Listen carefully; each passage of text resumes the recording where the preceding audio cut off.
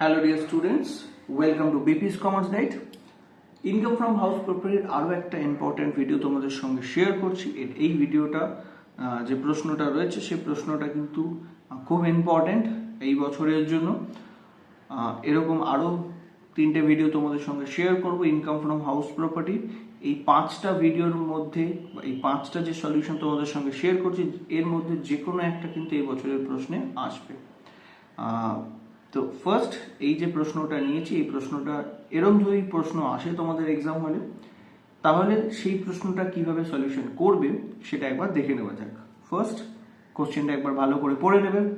তো কি দেওয়া আছে বলছে, mister A own 3 houses in Kolkata, the particulars for the year ended 31st March 2024 are given below. তো এখানে মিস্টার এর কাছে টোটাল 3টে বাড়ি আছে এবং তার রিলেটেড ইনফরমেশন আমাদের কিন্তু দেওয়া হচ্ছে।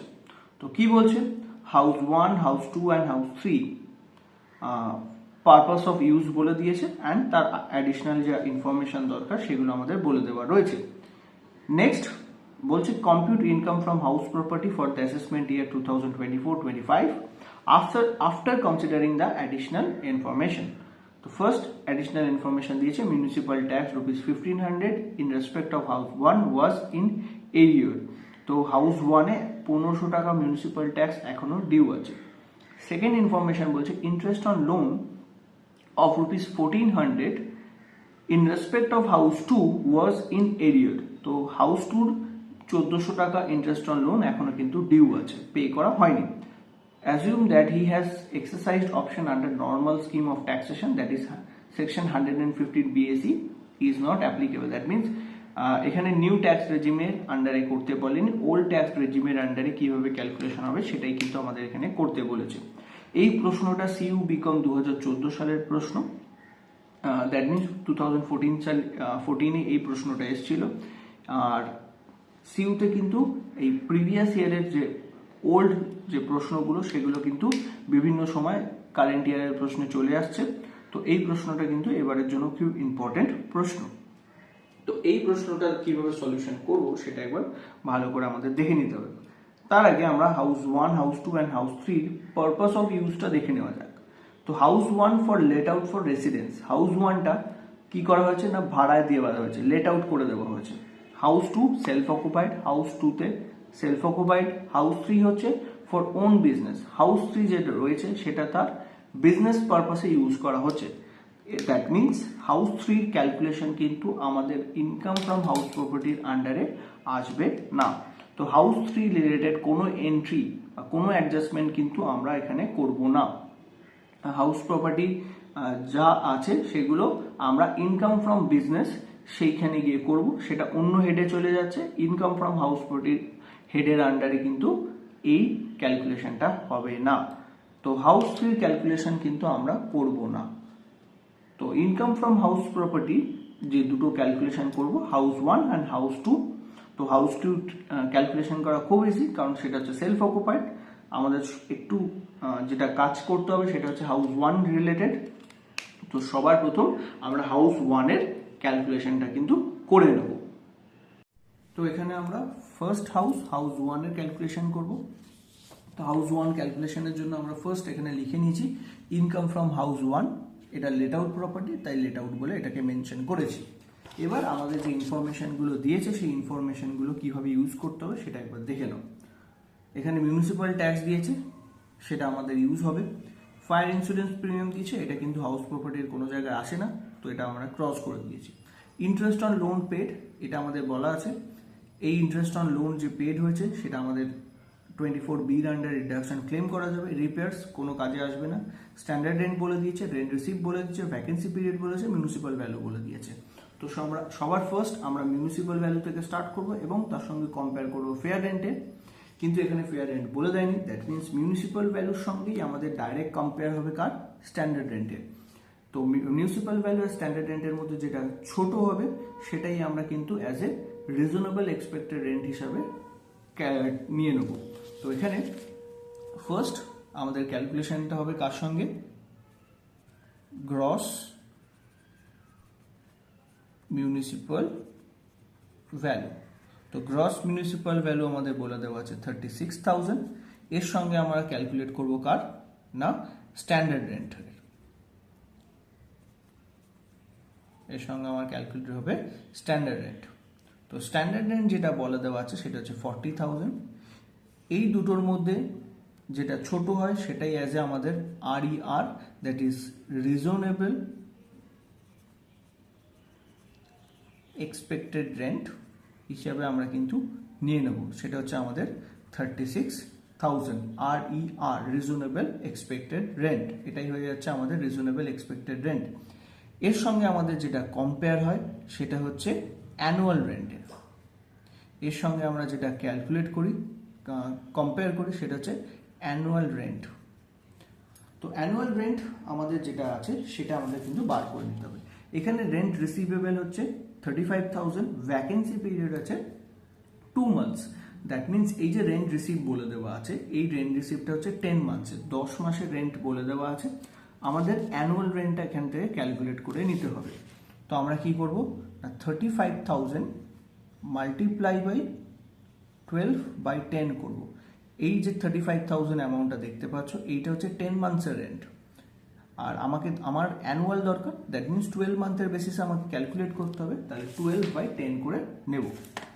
তো সবার প্রথম 35,000 মাল্টিপ্লাই বাই 12 ডিভাইডেড বাই 10 করে আমাদের যে অ্যামাউন্ট আসছে সেটা হচ্ছে 42,000। এবার এই রিজনেবল এক্সপেক্টেড রেন্ট আর অ্যানুয়াল রেন্টের মধ্যে কম্পেয়ার হবে, যেটা হায়ার অফ দ্য যেটা 2 হবে সেটা আমরা নিয়ে নেব। হায়ার অফ দ্য 2 হচ্ছে 42,000। তো এটা আমরা কি করব নিয়ে নেব। এখানে আমরা লিখে নিচ্ছি higher of the above 2। Reasonable and annual রেন্টের কম্পেয়ার করে যেটা সবচেয়ে বেশি হয় সেটা আমরা নিয়ে নিই। এর সঙ্গে আমরা কি করব, এর থেকে আমরা লেস করব, এই হায়ার অফ দ্য 2 এর থেকে আমরা লেস করব কোনটা, লেস করব ভ্যাকেন্সি পিরিয়ড। এর সঙ্গে আমাদের যেটা লেস হয়ে যাবে সেটা হচ্ছে ভ্যাকেন্সি পিরিয়ডের। ভ্যাকেন্সি পিরিয়ডের যে রেন্টটা আছে সেইটা আমাদের বাদ চলে যাবে। তো এখানে ভ্যাকেন্সি পিরিয়ডের রেন্ট, ভ্যাকেন্সি হচ্ছে 2 মাসের, তো আমাদের কি করতে হবে 42,000 যেটা আমরা বের করেছি এটা হচ্ছে 12 মাসের রেন্ট, 12 মান্থের রেন্ট, আমাদের দরকার 2 মান্থসের রেন্ট, কারণ 2 মান্থস ভ্যাকেন্সি ছিল, তাই 2/12 করব। তো 42,000 ইন্টু 2 ডিভাইডেড বাই 12 করে যে ভ্যালুটা আসছে সেটা হচ্ছে 7,000।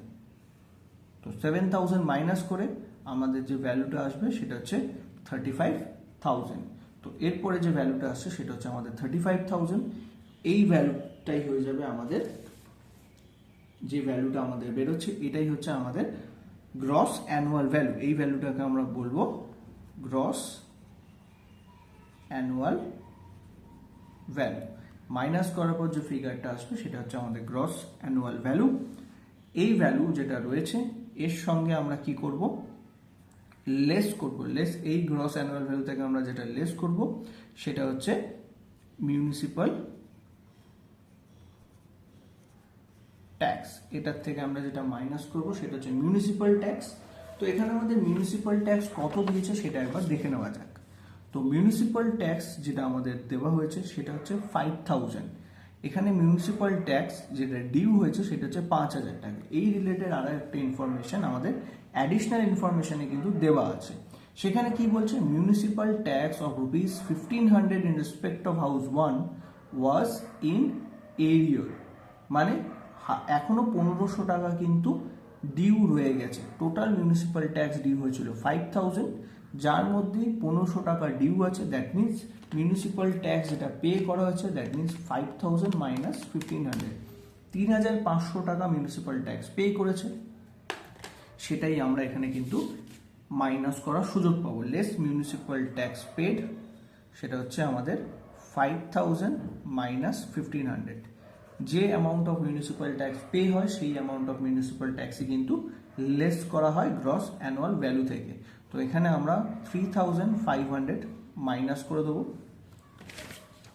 মাইনাস করে দিচ্ছি। তো ফিগারটা আসছে 31,500। এই যে ফিগারটা এলো এটা হচ্ছে আমাদের নেট অ্যানুয়াল ভ্যালু। এই ফিগারটা হচ্ছে নেট অ্যানুয়াল ভ্যালু। এই ফিগার থেকে আমরা যেটা লেস করি, less deduction under section 24 deduction under section 24 এর থেকে আমরা যেটা করব সেটা হচ্ছে ফার্স্ট মাইনাস করব স্ট্যান্ডার্ড ডিডাকশন। ফার্স্ট যেটা আমরা লেস করবো সেটা হচ্ছে standard deduction under section 24A। এটা হচ্ছে অ্যাট দ্য রেট 30%, যে অ্যামাউন্টটা বেরিয়েছে নেট অ্যানুয়াল ভ্যালু তার উপর 30% ক্যালকুলেট করব, দ্যাট ইজ 9450। আর এর থেকে আর একটা জিনিস মাইনাস হবে, সেটা কি না আমাদের interest on loan, interest on loan under section 24B। তো এখানে ইন্টারেস্ট অন লোন কত আছে সেটা আমাকে দেখে নিতে হবে। তো ইন্টারেস্ট অন লোন যেটা পেড বলে বলা আছে সেটা হচ্ছে 3200, দ্যাট মিনস এটাই ওই বছরে অ্যাক্রুড হয়েছিল অ্যান্ড ওই অ্যামাউন্টই পে করা হয়েছে। যে amount of interest on loan accrued হবে, দ্যাট মিনস ডিউ হবে, সেই অ্যামাউন্ট অফ লোনই কিন্তু আমি ডিডাকশন হিসাবে ক্লেম করতে পারবো।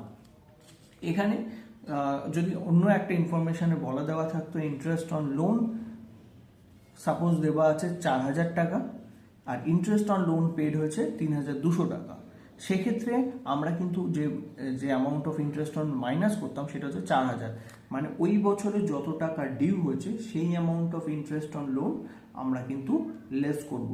এখানে ইন্টারেস্ট অন লোন যেটা পেড বলা আছে সেটা হচ্ছে 3200, তাহলে 3200টাই আমরা কি করব এখান থেকে মাইনাস করে দেবো, কারণ এটাই ধরে নেওয়া হচ্ছে আমাদের অ্যাক্রুড হয়েছে, মানে ওই বছর ডিউ হয়েছে এবং ওই অ্যামাউন্ট অফ পেমেন্ট হয়েছে। তো এখানে আমাদের 3200 টাকা মাইনাস হয়ে যাবে।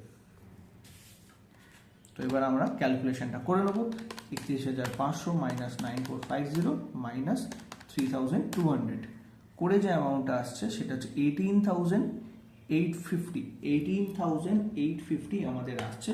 এটা হচ্ছে ইনকাম ফ্রম হাউস 1। তো হাউস 1-এর ক্যালকুলেশন আমাদের এখানে কমপ্লিট হলো। এবার নেক্সট ক্যালকুলেশন আমরা যেটা করব সেটা হচ্ছে ইনকাম ফ্রম হাউস 2। হাউস 2 হচ্ছে self occupied,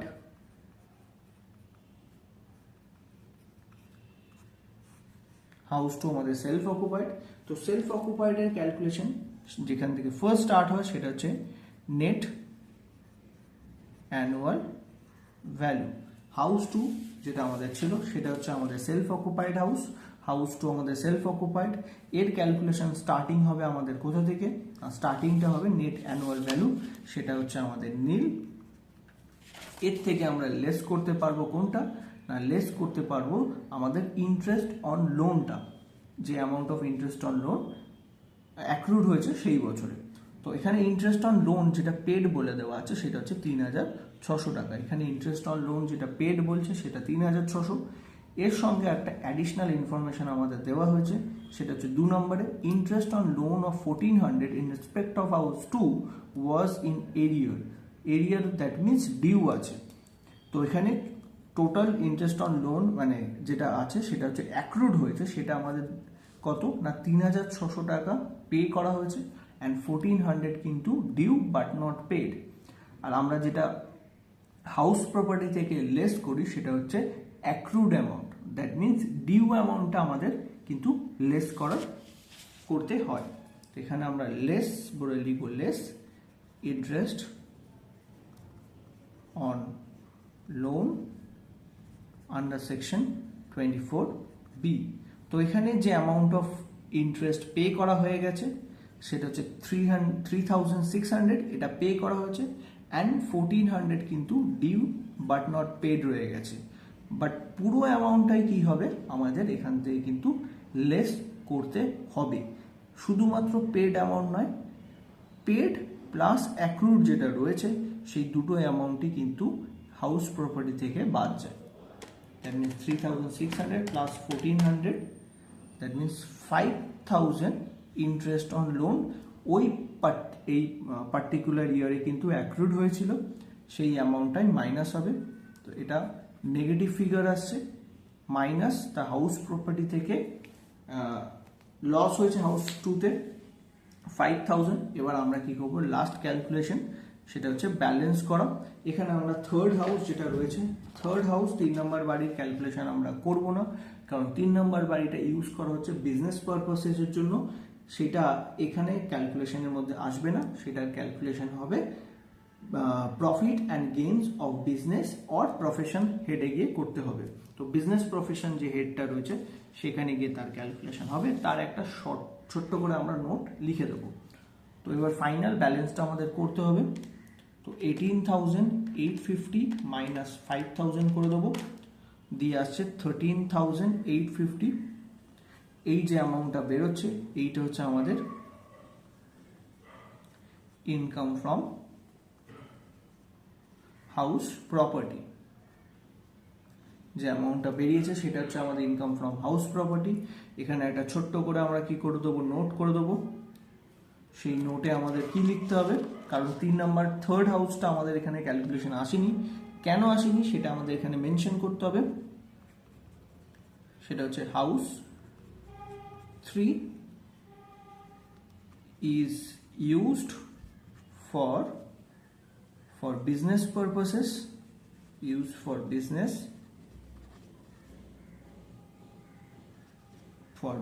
purpose, so it is assessable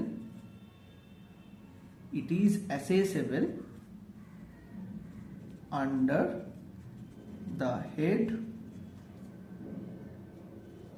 profit and gains of business or profession। তো এই হেডে সেটা কিন্তু অ্যাসেসেবল হবে। তো এই কিন্তু নোটটা তোমাদের কিন্তু দেওয়া ম্যান্ডেটরি, কারণ থার্ড হাউসটা কিসের জন্য ইউজ হচ্ছে আর কেন অ্যাসেসেবল হচ্ছে না, এই নোটটা লেখার জন্য কিন্তু তোমাদের একটা মার্কস অ্যালট করা থাকে, যেটা তোমরা বলো পার্ট মার্কিং। এইখানেও কিন্তু তোমাদের একটা পার্ট মার্কিং থাকবে, যদি না দাও সেখানে কিন্তু তোমাদের পার্ট মার্কিংটা কেটে যায়। তো এইটা হচ্ছে এই 2014-এর যে প্রবলেমটার সলিউশন। এই সলিউশনটা তোমাদের সঙ্গে কিভাবে করতে হবে সেটা শেয়ার করলাম। আশা করি এই ভিডিওটা তোমাদের হেল্পফুল হবে। So thank you.